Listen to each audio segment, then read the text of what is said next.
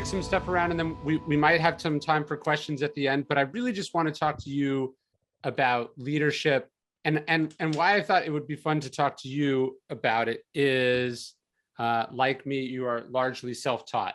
So I thought we'd start with dropping out of college, right? So I think some people think leadership is this thing you go to school for, or this thing you're sort of groomed for, or that you sort of work your way up through the ranks inside of a company or the military. But you kind of just dove right off the deep end into starting your own business.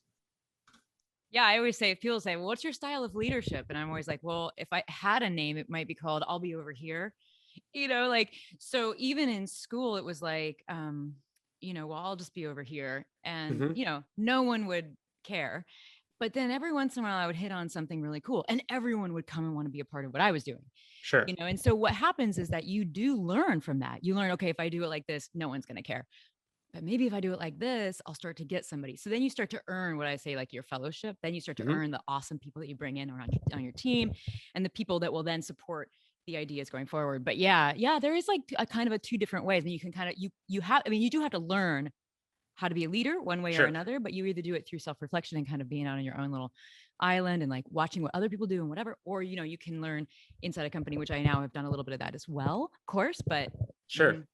Well, and I think there's sort of, there's one of the things I think I learned dropping out of college, and it was a great metaphor for sort of leadership in general, which is like, suddenly at a very young age, you're entirely responsible for yourself. There's no one telling you what to do. There's no one showing you how to do things. There's no one, this is also true when you're starting your own business, especially, but you're just sort of like, you're in charge mostly of yourself. You don't really have that many people or that much power over anyone but yourself. And you have to solve all your own problems.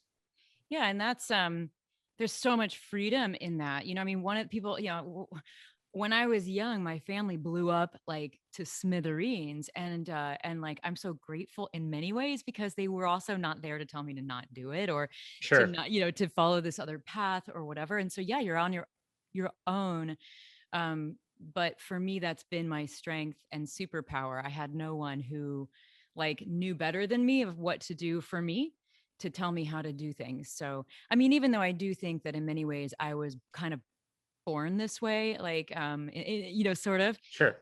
but also part of my circumstances. I mean, there just wasn't anybody to say, this is how you do it. So I had to Right. figure it out. So then I try to find other people sometimes like that, because there are lots of kids who grow up in those kinds of situations who are already resilient, already leaders, and they're not being recognized as such because they're not doing it in that sort of tried and true pathway. Well, I think one of the other advantages to the strategy you talked about, the sort of I'll be over here fiddling with stuff, is that you figure out how everything works. So you might not be, and I don't mean you, but the con of the strategy is you might not be the most sort of organized. You might not be the most communicative. You might not be the most, you might not have some of the strengths of other leaders. But the one strength you really do have is that you know how the shit works. You've done all the little jobs and you've understood the system. And I think this is an important thing that a lot of leaders who maybe parachute into a company or into an organization or into a system don't have, which is that they've never answered the customer service inquiries. They never actually made the product. They don't know how all the little pieces fit together. So sometimes, even though they have a better understanding of the big picture, they actually are weak in the small picture. And this is where they get into trouble. Yeah. And even the big picture, I mean, when we think about like I didn't learn how to make ice cream before I started making ice cream. Literally everything we do is different because I mean, I always like to say that I started the company, I built the company that you would build if you were 12 and you just did it Mm-hmm. the way you thought everybody did it. Sure. So that includes making ice cream from scratch, which people just didn't do and really don't do. Right. But also like I didn't learn how to make ice cream in the traditional sort of way, especially in a like sort of industrial way. So I just started working at the dairy and trying to figure it out. But that's why we were able to figure out how to get stabilizers out of ice cream, how to not use corn syrup, how to you make milk proteins act like almost like egg yolks and in the ice cream. And I wouldn't have been able to do that if I wasn't like over there tinkering. You know what I Right. mean? Yeah, And sure. if I had just been like, okay, well, the first thing you should do if you want to start a business is get a business degree. The second thing, if you want to get into ice cream, is go get your, you know, I mean, Ohio State's right down the street from me, and they have a massive ice cream department. Okay, well, go get your ice cream food science degree. You know what I mean? Then I would have just done it like everybody else, and it would have eradicated. I mean, we would not have had any opportunity, I think. Yeah, I think one of the ways you stand out, it's easier to stand out and be innovative and unique if you haven't learned the way that you're supposed to do it. Because then, if you learned the way you're supposed to do it, then there's an infinite amount of assumptions that you have to question. Whereas if you're, I think Elon Musk talked about this actually when he was thinking about starting SpaceX. They were like, look, here's the ways that you build a rocket company, right?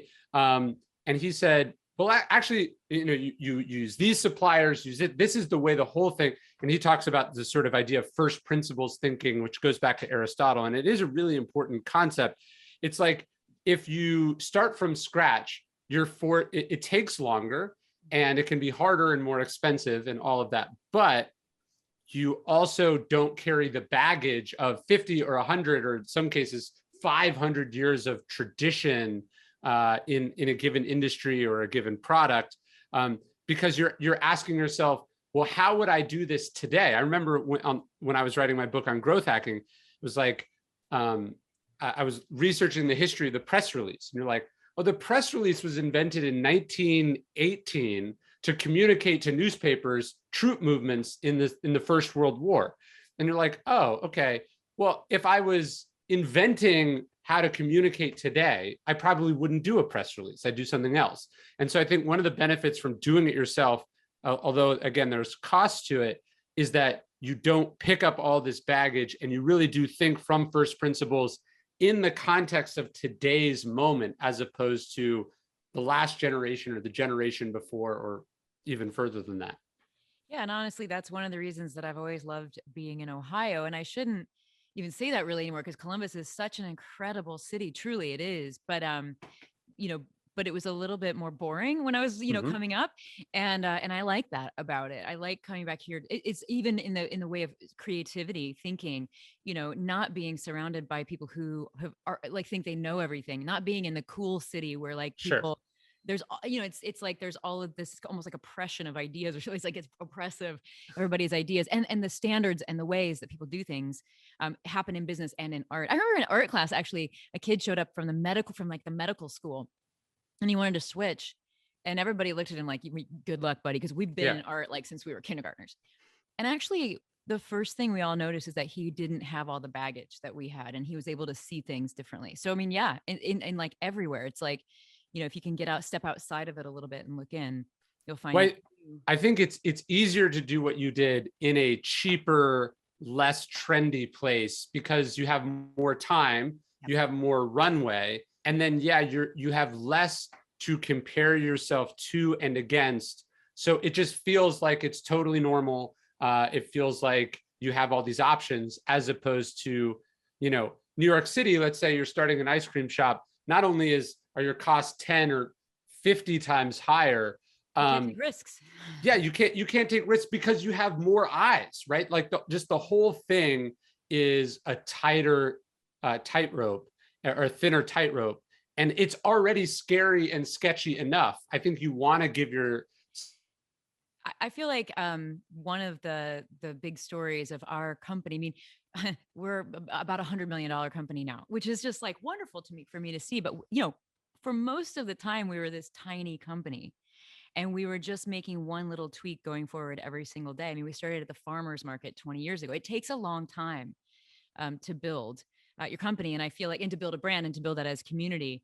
And I think that that's one of the big stories of our company is just it's literally one person at a time. Did I lose you, or are you still? Are we still going? You're frozen. Am I frozen?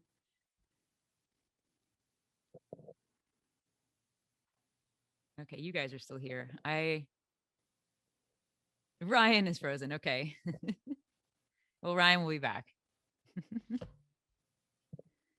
Hey, everybody. All right, let's look at the chat. Yeah.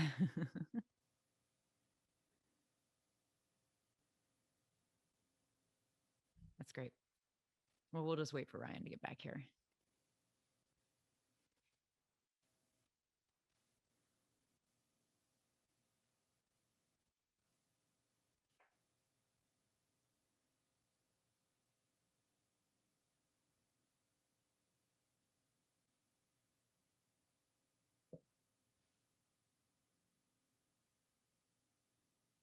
Have you, okay, I'll answer some questions while we wait for Ryan. Have you always been interested in ice cream?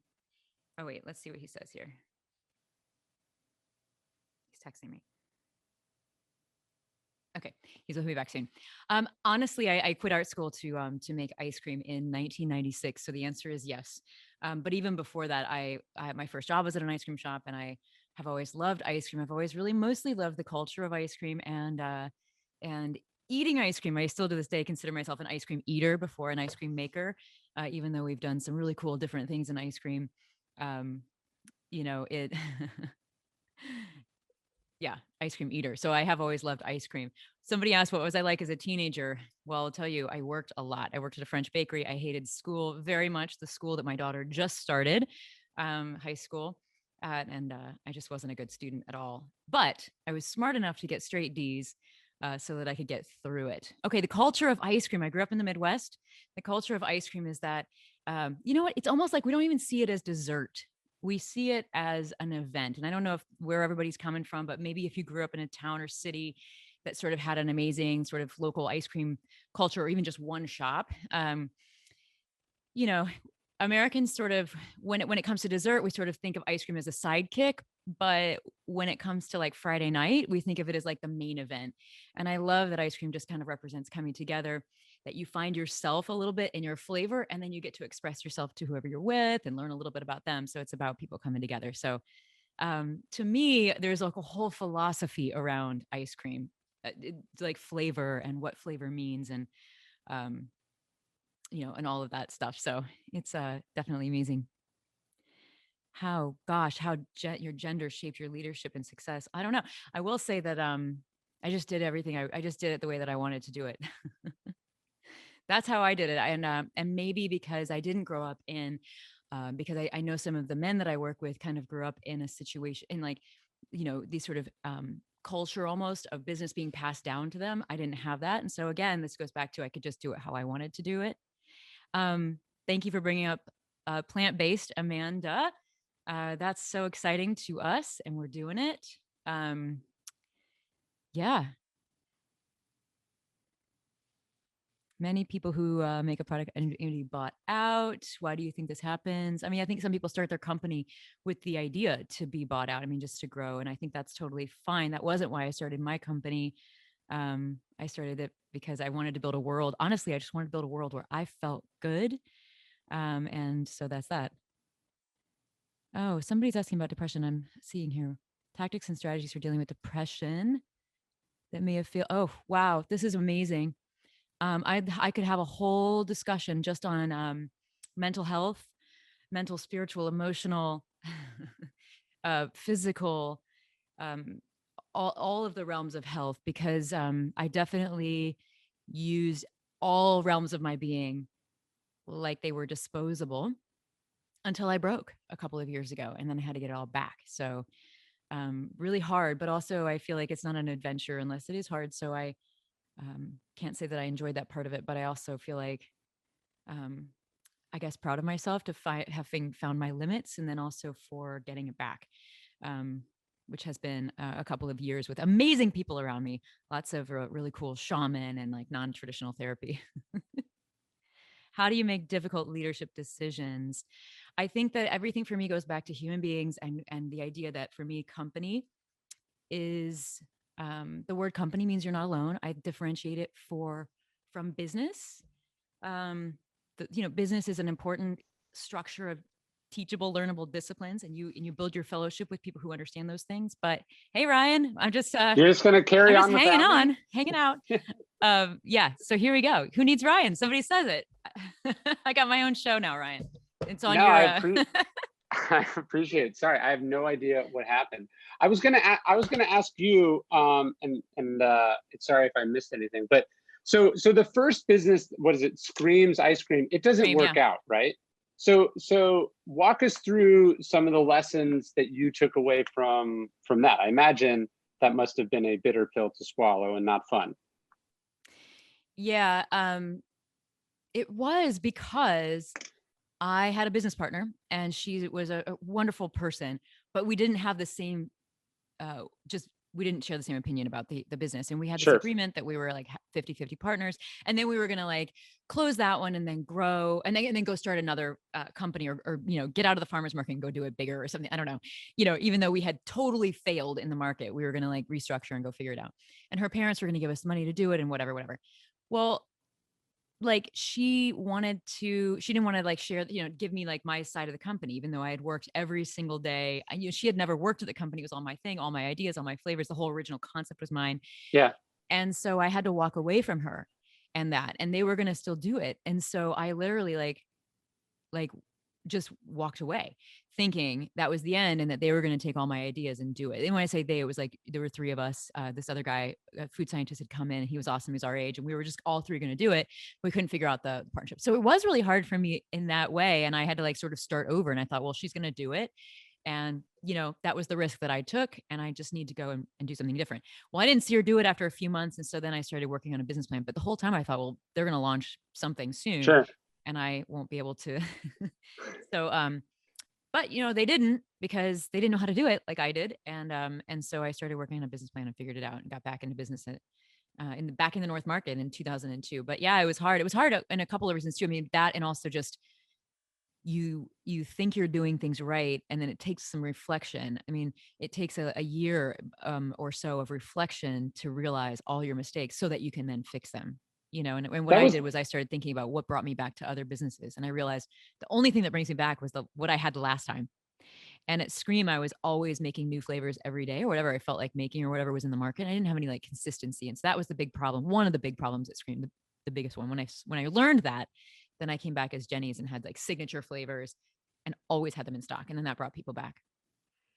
Yeah, that was one of the things we talked about with Robert Greene, who I know you and I have talked about before. It'd be wonderful, of course, if like you just all business was having a good idea, being really passionate about the thing. But of course, then there's also dealing with people and partners and investors and I'm sure landlords and suppliers. What has your experience been just sort of having to figure out like the political side of things, the interpersonal side of things? Like, I'm sure you'd rather just, be with your flavors and your ideas and your customers, but, there's a lot that goes between, that gets in between us and the thing we really like doing as leaders. Yeah, and I mean that's yeah, that's the hardest part. That is the reason that I was just saying I love the word company more than business, because business is like Sure. the structure of disciplines, whereas company means that you're not alone. It's your fellowship. And so whatever it is that you make, it's determined by the strength of your fellowship. And so it's like really where all the work has to go is in the people that are supporting you. And if you're sort of a creative founder, the more I it, this is going to sound, I have two ways of saying this. I mean, the more support you have, people who can lift up and support you in the ideas, the better you'll be. However, you also have to have the same people have to be able to challenge you. You know what I mean? So it isn't like just yes, yes, yes. And, like, we'll go do this. I mean, it has to be a group of people who like support the ideas, not just, the human or whatever, but like, and then you have to earn, your place at the table and support them back and all this stuff. But it really is it's about people before it's about anything else. Cause you can't make a, great ice creams unless you can actually deliver it, in a Yeah, cup sure. that works. So, Yeah. and all of the things that are, but yeah, I mean, law and fairness and all that stuff, it gets in the way. It's tough, but honesty and just bringing it in, I find negotiation isn't really that hard, because you're always willing to walk away and just put everything on the table. This is what it is. Honesty. How I'm curious, in a business like yours, this is something I've sort of experienced with Daily Stoic too. And I think it's more of an issue today than it was, let's say, 20 or 30 or 40 years ago, because customers want it. And then also, I guess we have more choice, but like, it would obviously be cheaper and more effective, or let's say efficient, for you to, use, let's say, lower quality ingredients, to not care about sort of the ethical side of things, right?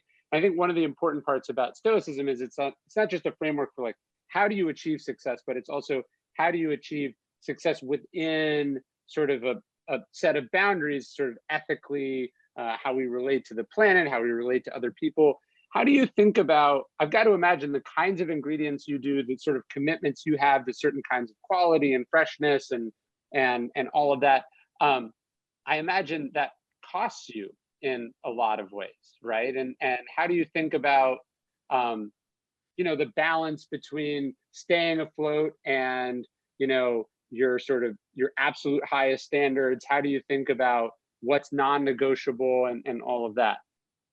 Yeah, I mean, I often think about a company kind of as a garden, and you have a limited resources to make that garden beautiful. And over one side it's lush and green and gorgeous, and on the other side it's wilting and drying and dying. And you're always, and then there's everywhere in between, and you're always trying to stretch your resources and do everything you can. I mean, obviously, there's no such thing as just this perfect Eden of a company. You're always like, putting out that fire and then running to that one.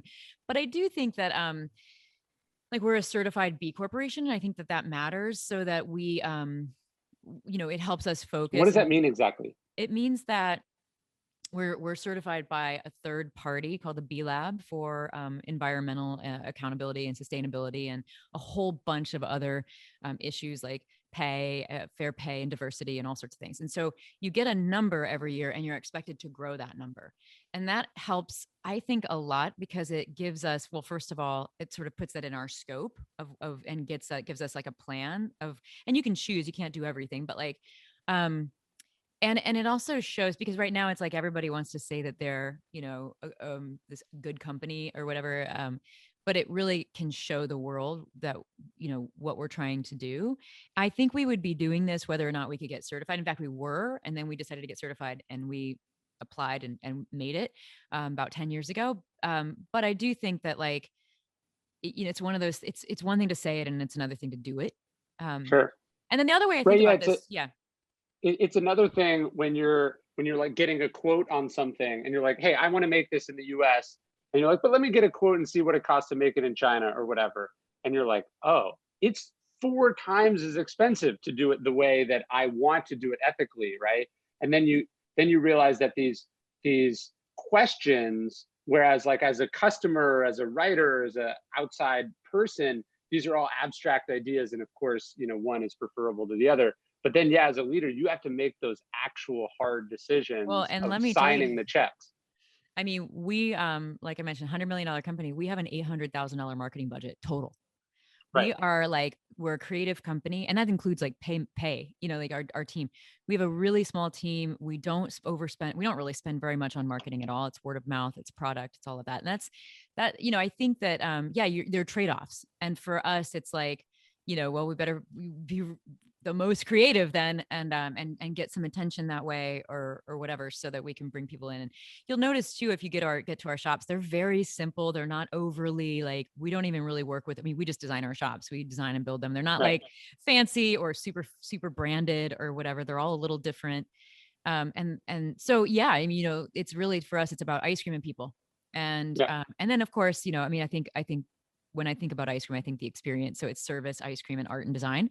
And then Sure. everything else, that we do all of that in house, and everything else is, you know, Wait, doesn't I get the think attention. people, I think it's a really important point, which is that, yeah, like when you look at a company that, outsources their labor or uses really cheap ingredients, then, a lot of them are publicly traded. So you look at them and you go, well, they're paying a fraction of what we pay to make their product, but their margins still aren't great. Like their margins aren't amazing. Mhm. What is it? And you realize, oh, the margins are eaten up in their enormous corporate headquarters, or their celebrity ad campaigns. And so I think as a leader, you have to figure out, like, here are my non-negotiables. Like, here's what I actually care about. This is what's going to be the biggest line, the items on our P&L. And then we're going to have to make steep cuts, as you said, in marketing, or in how fancy our office chairs are, because one is much more important to us than the other. Yeah. And, I mean, I really, really yes, I agree with that. If I would have taken money earlier, we would be a very, very different company. I mean, I probably would have, pitched us building some kind of, big production facility with like, grass on the roof and cows grazing. I mean, I don't know, like the place Yeah. that like you could bring a family in a school bus and whatever, you know what I mean? Because I thought like that's what we needed. Um, I would have just done things so differently. But instead we just did it in a really scrappy, really, really scrappy way, taking out loans, from the SBA until Yeah. about 2016 when we finally took on partners. But that was a long time for us to build that brand. And we still just are really, really, really scrappy, as you know. And like, I just feel like you can't, if you're doing, I like to call myself a start small and build entrepreneur. And that's sort of in Sure. contrast to like pitch and launch, start big and build. Right. The idea that like if I would have done that is this as a pitch and launch company, it never would have worked. Like even if people had been like, yeah, I think ice cream could make a huge comeback in America and American ice cream could be the best in the world when done properly and blah, blah, blah.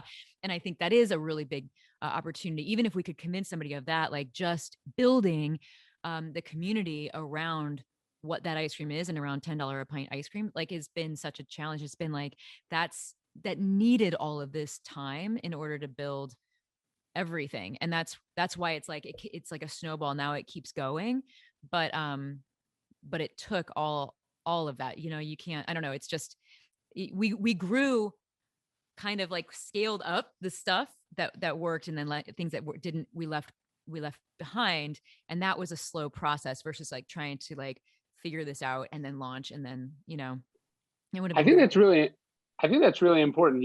People should do some. I think most personality tests are bullshit, but you should kind of figure out like, are you the kind of CEO that wants to be sort of hands-on and making stuff, or are you the kind that's really great in meetings, really great raising money, really great selling a vision? Because they're not the same thing. They're sort of a maker and a manager type. Like, which are you?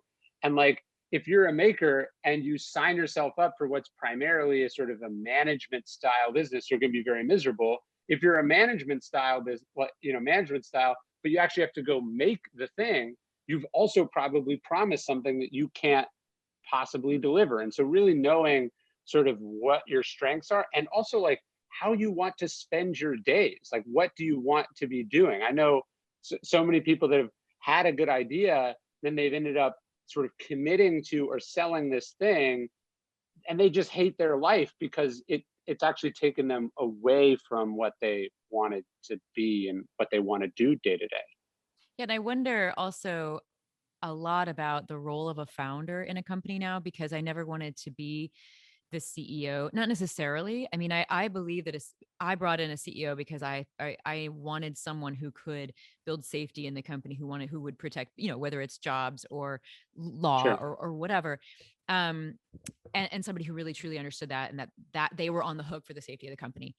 Um, but I think that the role of a founder in every company is different. Maybe it is CEO in some places, but or visionary. I think that that's a real role. But I think that there needs to be a different way of looking at some companies where there isn't just maybe the CEO at the top. I don't know if I believe in like shared CEO, because I think it's such a specific job. But I do think Sure. that some CEOs are visionary, and I think some companies at certain point can move into having a visionary CEO when the operations are figured out and when the team is in place and things like that.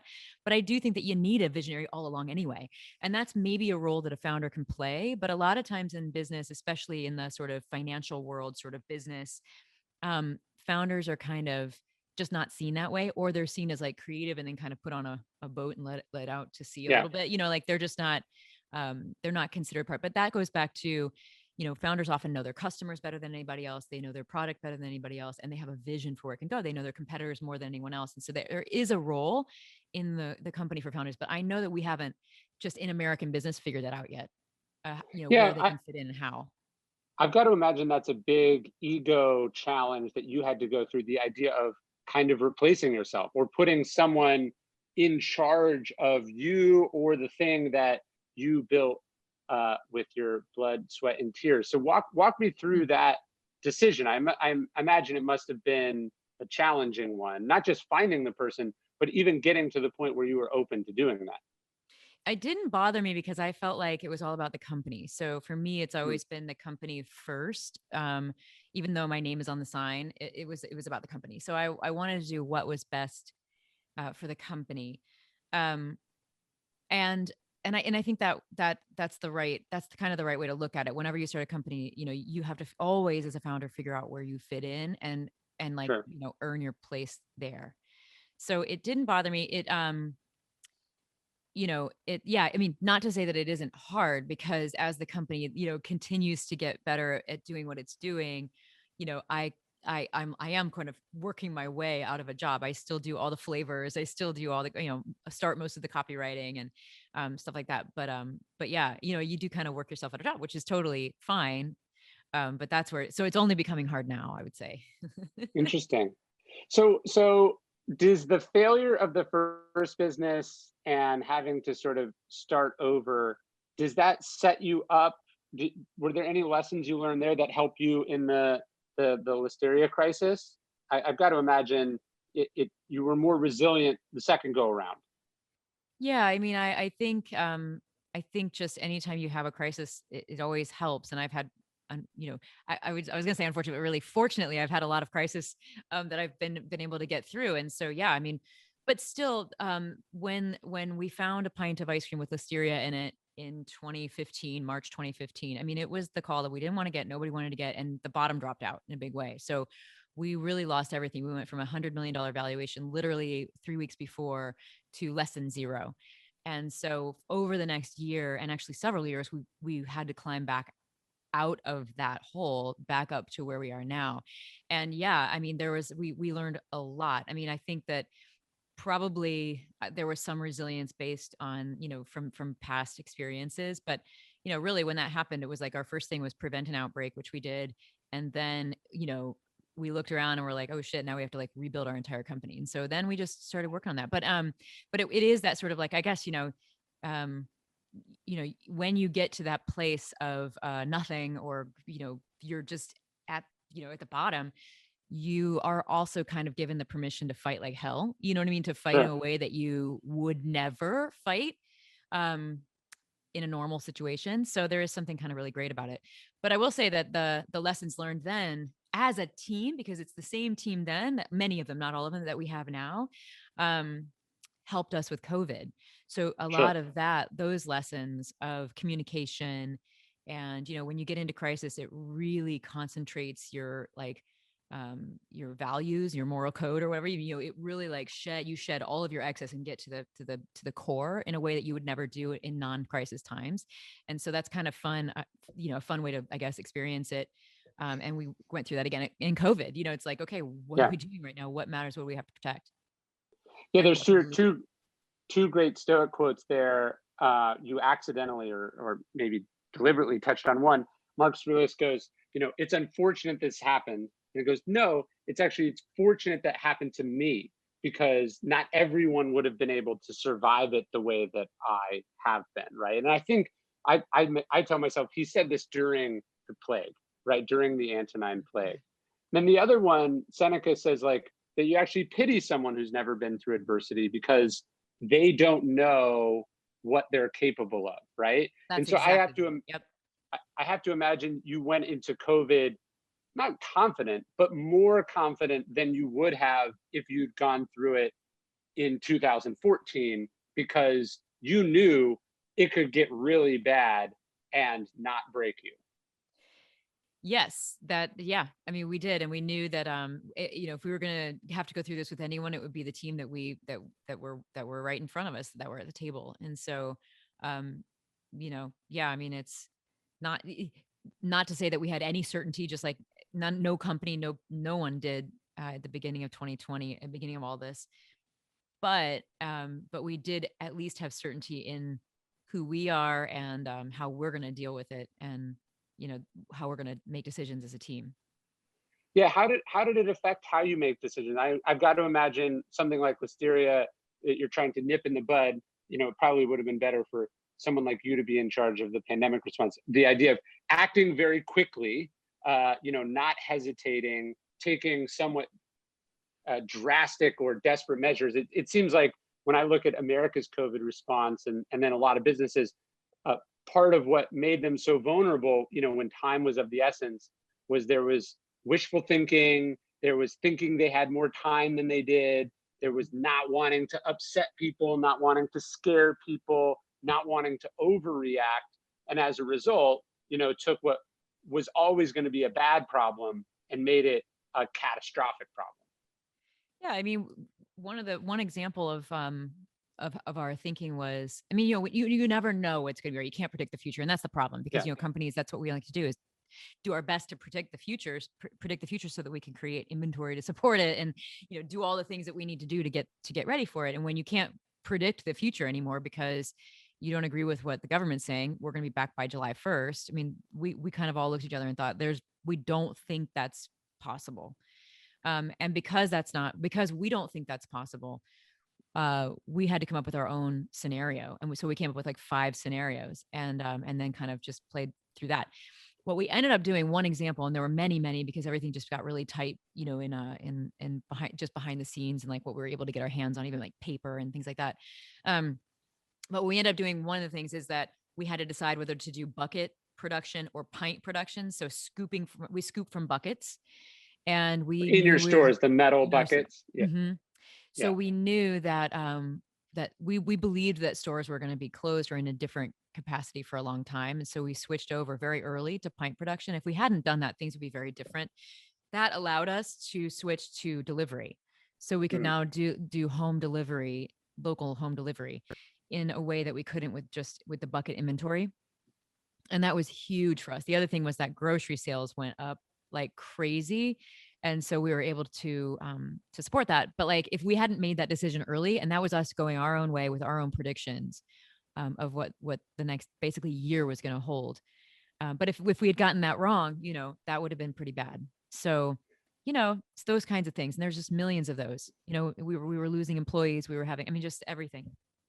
And when you had to make that decision, was that something that you hemmed and hawed about, or was it clear to you? Like, how do you make, Jeff Bezos talks about sort of not making bet the company bets, because you want to make sort of big bets on an ongoing basis. But I have to imagine making a decision that affects a year's worth of inventory. This is a decision of millions of dollars. It's a decision that affects lots of people, lots of variables. Was that a quick decision, or is that a slow decision? Well, it wasn't slow because we knew we needed to do this and get this going. But it probably took a couple of days of us deliberating and looking at scenarios, and and we had a different team. So when we're in crisis, it's a different team than just the leadership team. Like we have like our communications person. We create this sort of council that meets every single day at noon, instead of like, the once a week leadership meeting. So it was just a different team. So that team was able to just kind of, just discuss it and then make that decision and walk out of the room kind of united on it. And, but it is a different team, and I guess a different kind of way of looking at it, but it was quick. Tell me about the leadership team. Well, what do you want to know? Who do we have on it? How do these leadership meetings work? Like, what is the role of the leadership team? How does this council function, and what function does it play in the organization? So there's a leadership team, and that's like our chief financial officer, chief retail officer, the one who kind of oversees all of our stores, chief sales officer, the grocery leader, chief marketing officer, or chief commercial officer is really her title, and those kinds of people. And they all kind of come together just to talk about what they're working on, how that goes together, and things like that. And that's just like something that they do once a week. And in the sort of crisis of COVID, we're not having those meetings now because we got it figured out. Sure. And I don't remember the last time that we had one. But during those, that like peak crisis time where you really just need everybody on, then it's like, it's led by the CEO, and, everybody has projects that you meet for half an hour. Everybody has projects they go work on immediately. You might get back together that day again, or come back together the next day and give those updates, whatever it is that you are specifically tasked to do. And everybody there is really expected to be, on and a part of it, and play an important role. No, and I love that you mentioned that sort of communications and marketing people are involved, because that's obviously where my specialty is. But I was always surprised inside companies how often management or accounting or legal would make some decision. And in this world that we live in, all of these things matter in terms of how do they play to the public, right? Or if you are not making decisions based on input from the public, from perception, you are very likely going to miss something. That's not to say you only do what's going to play well, but you have to be anticipating this in your response. And so I think when people have their leadership team, it can often become very siloed, and they think about only it in terms of their narrow expertise. I think what a great leadership council does is bring in a variety of perspectives in inputs that then influence the output that you put out. So you're putting yourself in a position to succeed. So often I feel like people make decisions and then they're like, well, how do we explain this? As opposed to making a decision that has the explanation built in, or making a decision that doesn't need to be super explained because what it is and why you're doing it is baked into what you're doing. Yes, and I would just add, I mean, from our perspective, I just feel like um, we're a company that puts our team and our customers first. And so if you're that kind of a company, then those voices or people who represent them must be Yes, at the table. And right. that's really important. And I think when we come from that perspective, um, you know, it's a like, so I think of actually like even like finance and art to have a lot of similarities. And I love this kind of collaboration that goes on between our team. But when I think about finance, the idea um at its core is removing complexity, right? Sure. Finance at its core, removing complexity. And so well, that's exactly what artists do every day. So it's like the most creative among us are the ones that can do the most with the least. So the idea of creativity, one definition could be efficiency. Well, that's similar to finance. So then we can sort of come together. And so I just feel like when you start to like overlap these things, you just realize that I think there's this thing in the business world that like, I don't know, marketing or creative work or whatever is just like the fun stuff, and let us handle Yeah. the other stuff, which is just bullshit. Um, if you and I think that if you're in that creative world and you're thinking like, how can I, you know, be scrappy and do the most for our customers and figure out how to do the best with these specific resources, these limited resources that we have, then it's like we should all be able to work together um, on these projects and really do the best that we can with the dollars that our customers are giving us. And it's actually makes it kind of a fun endeavor. Yeah.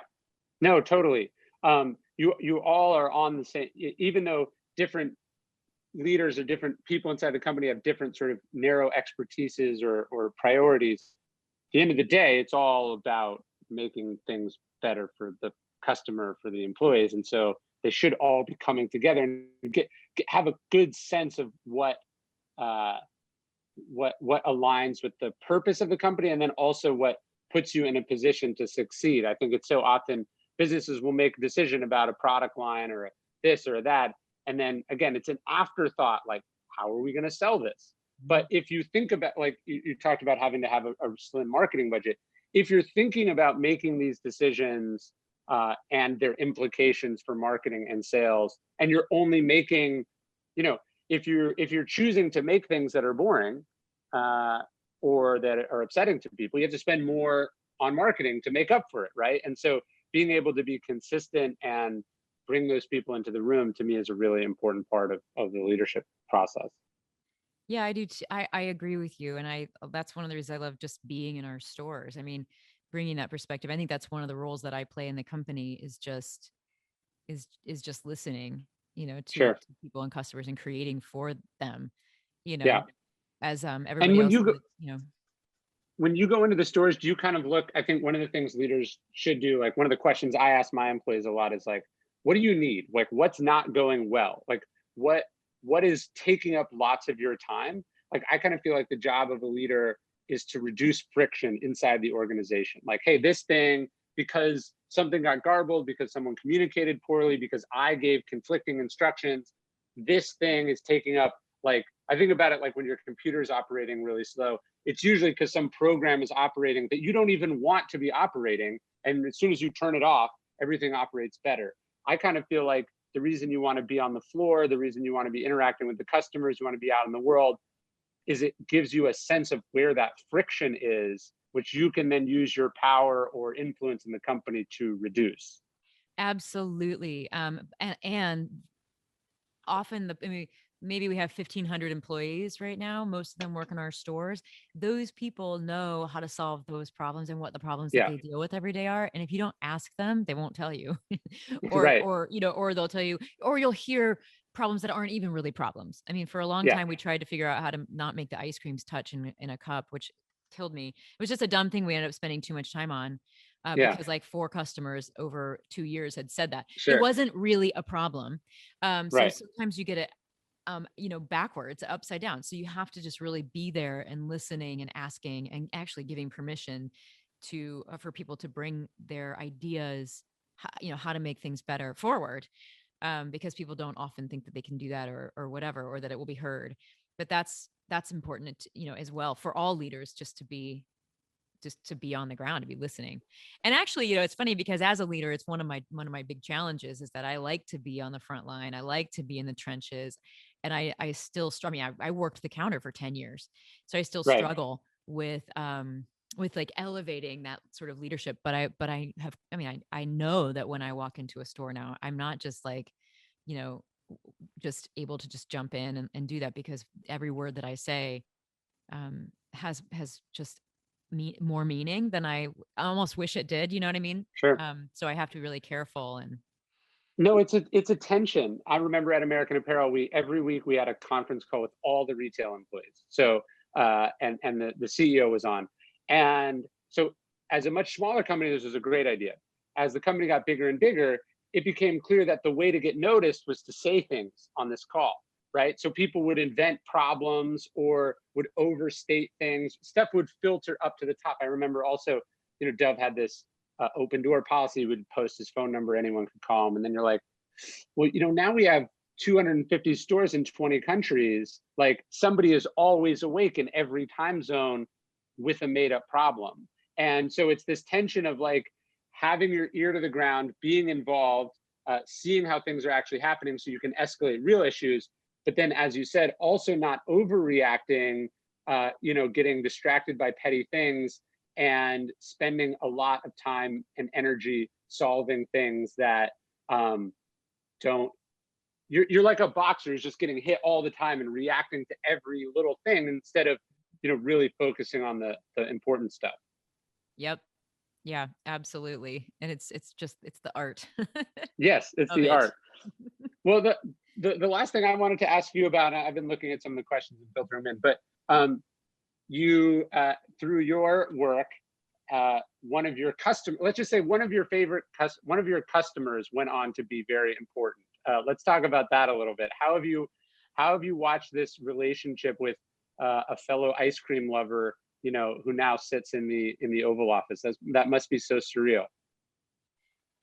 It is surreal. You want to know the story about the first time I met Joe Biden was uh the he- so the head of the Democratic Party or whatever in Ohio called me, and he was like, Jenny, this is like the Obama era, and he was like, someone really important is going to be in town, and I can't say who, but they're going to come to your shop. And I thought it was Obama. So, you know, so I'm like ready, and I'm standing there and I'm like ready and like looking at the like limo and the motorcade when it's coming up. And then Joe Biden gets out and I was like, "Oh, it's the vice president." So funny. But then he comes in and the funny thing was he like, like he does, he was like, all right, give me a double scoop of chocolate chip on a waffle cone. And I'm like, there's press everywhere. And I'm like, sir, we don't make chocolate chip. Like, I don't have that. Like, it's not, they didn't tell you about Yeah. who we are. Yeah. And so then we got into a conversation about Uganda and vanilla. And that was what his order was. And that created the conversation about direct trade ingredients and Uganda and the woman that we were working with there. And then that created the sort of friendship that we're now known for. But no, it's been great. I, um, it's neat to see that. I saw him a few months ago. He was in town, and I saw him as president. And I think he's always just been an amazing human being, but he is different as president. He's got like a thing to him. It wasn't just because Air Force One was in the background and Right. whatever. It's pretty cool to see that. And I do just I know it's a hard job. I'm just trying not to pay too much attention. I mean, I just, I think like, it's a hard job for anybody. And I Yeah. just feel for him and the whole world right now with everything that's going on. And I hope, I believe that the people that are in his, you know, administration and beyond are doing the best that they can and the right thing. But, that's hard to watch, I think, for, Well, fellow no, ice look, cream maker. I want to send him ice it's the, cream. it's the same tension that you were just talking about, that the CEO of an ice cream company, or the CEO of two CrossFit gyms would be dealing with, which is like, how do you know, how do you retain your connection to average ordinary people, but then also protect yourself so you're focusing on the really important things? And uh how do you balance information bubbling up and knowing what to trust, what to listen to, who to listen to, that it's all the same problem, just at different scales, and eventually a scale of life and death, and nations and entire And populations and either wherever you're at as a leader, you will have more information than other people will, and you'll have to make the best that you can, best scenario you can out of that information and those resources that you've got. And people will always question, but it's always more complicated, whether you're in a company or running a shop or running the country. It's a complicated, it's a complicated thing to do, and that's what you step into, I think. I love it. Somebody when just you have to asked, make those hard decisions. You have to make those hard yeah. decisions, and you can't. I think you probably saw this on the Listeria thing too, where like you have to make really hard decisions that you can't explain to people for legal reasons, for strategy reasons, for time and energy reasons, for public I mean, relations reasons. You just yeah, have to like you can't. make the hard decision and own it. And it sucks. Mm-hmm. That's exactly right. Yeah, and in that one, the FDA would not let us have. I mean, we weren't allowed to have a voice, and so they had the voice. And it is really hard to just be like, yeah, you just have to just suck it up and shake it off. Yeah. Yeah. Well, Mm-hmm, I think mm-hmm. I think we were both responding to the same question, because I loved it too. When we talked earlier about you being self-taught, I think when people think self-taught, that means you learn only by experience, which of course is the worst way to learn. You want to learn by experience and the experiences of others. So maybe let's wrap up talking about your sort of self-education as an entrepreneur and as a leader and as a creative. What what's your relationship with reading? How do you read? What books have been influential? Well, I read constantly. I don't always finish books, but yeah. Somebody was talking about the books behind me. I love to say that my favorite business book, though, is the Lord of the Rings movies. I do have Tolkien behind me a little bit too. I've read it, but it's the movies that I had read before, or I had seen Yeah. before.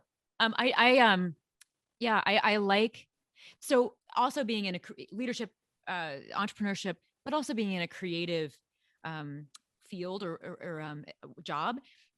So much of my time is spent inputting, just input, because then it's like pattern recognition, and then you start to figure out what it is that you're doing, whether it's like what we're going to do with the company or the vision of the company or a flavor that we're going to make. And so I'm always, it's just constant input, and then I get to the like action phase, um and then I get to the reflection phase. Those are like my think, do, repeat, and sort of, it's like input and then create a plan and then do, and then reflect. So yeah, How do you know which books to not finish? when I'm bored. The other thing is that I don't know, like a lot of business books is just other people's stories, and they could really be written in Yeah. like a synopsis. And I Yeah. think once I kind of get the basic of the book or something that works, once I learn something, a lot of times I'll put it down and reflect on that for a while, maybe pick it back up later, or maybe not. But yeah. Well, I got to imagine, like, because I think about this as a person who knows what a book should be and how to do books. Like I care about books the way you care about ice cream. If you bought ice cream from somewhere and it was disgusting, you would spit it out, right? If it wasn't like wowing you, you're like, I'm not going to put this in my body. I think sometimes people who don't write books sometimes think too highly of them, right? They just respect that the book exists. And I'm like, look, you'd turn off a TV show that was boring. You would not finish food that wasn't good. If the book is not captivating your attention, it's not because you're not smart.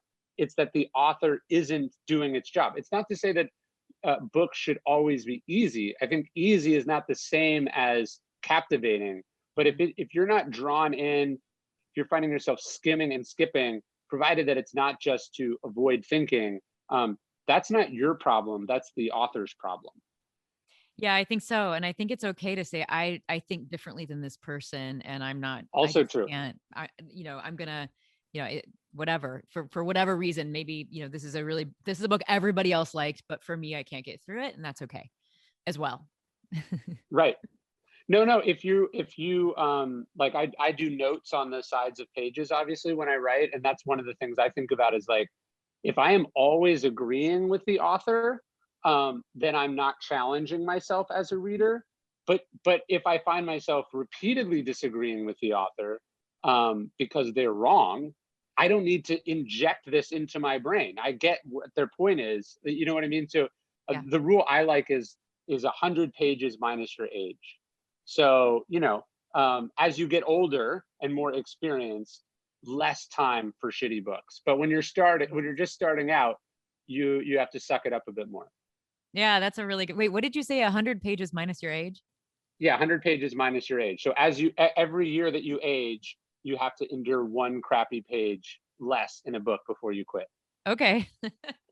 I love it. Yeah, that's great. That's good. That's really good.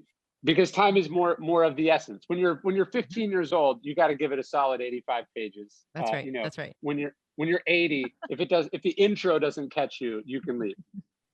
That's exactly right. No time for it. You've been here before. Yes. No, it's really great.